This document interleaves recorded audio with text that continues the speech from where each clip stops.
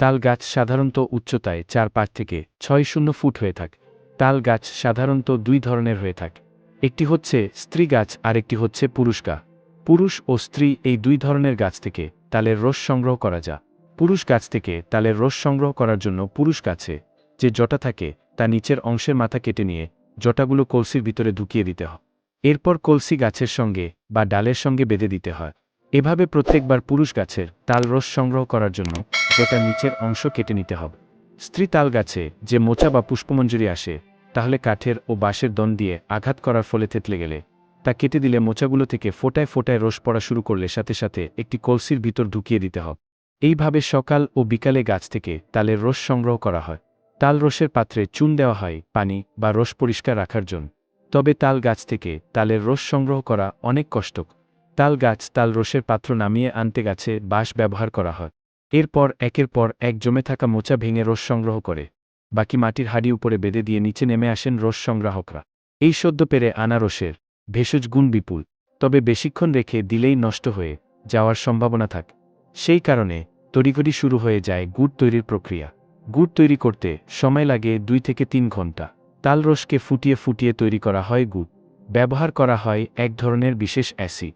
40 degree Celsius তাপমাত্রায় অম্লের প্রয়োগ করে 100 ডিগ্রি সেলসিয়াস পর্যন্ত ফুটিয়ে জাল বন্ধ করে দিতে হবে। এরপর রসটাকে ছাঁকনির সাহায্যে ছেঁকে ফের জাল দিতে থাকতে হবে। এভাবেই 2-3 ঘন্টার মধ্যেই তৈরি হয়ে যাবে গুড়। গুড় ছাড়াও পাটালি, গুড়ের গুঁড়ো এবং মিছরি তৈরি হয় তালের রস দিয়ে।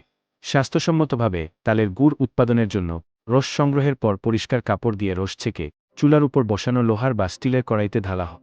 চুলার উপর কড়াই বসানোর সময় খেয়াল রাখতে হবে যেন কড়াই ও চুলার মধ্যে কোনো ফাঁক না থাকে।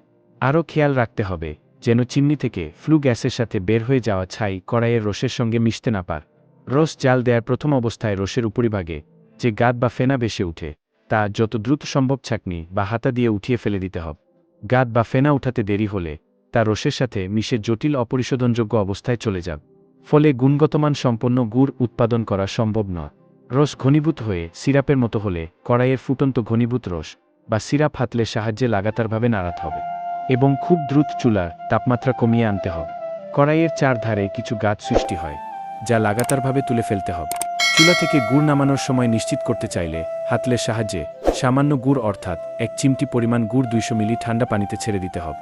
গুড় পানিতে দ্রুত জমাটবদ্ধ হলে বুঝতে হবে চুলা থেকে গুড় নামানোর উপযোগী হয়েছে এবং দ্রুত চুলা থেকে কড়াই নামিয়ে ফেলতে হবে। আর এভাবেই তৈরি হয়ে যাচ্ছে একদম নির্ভেজাল খাঁটি তালের রসের সুস্বাদু গুড়। নাটোরের হাতে গোনা কয়েকটি জায়গায় তৈরি হয় এই গুড়। এই এক্সক্লুসিভ তালের গুড় তৈরি করছেন ইয়ালম ভাই। তিনি বেশ অভিজ্ঞতা লাভ করেছেন এই ব্যবসা।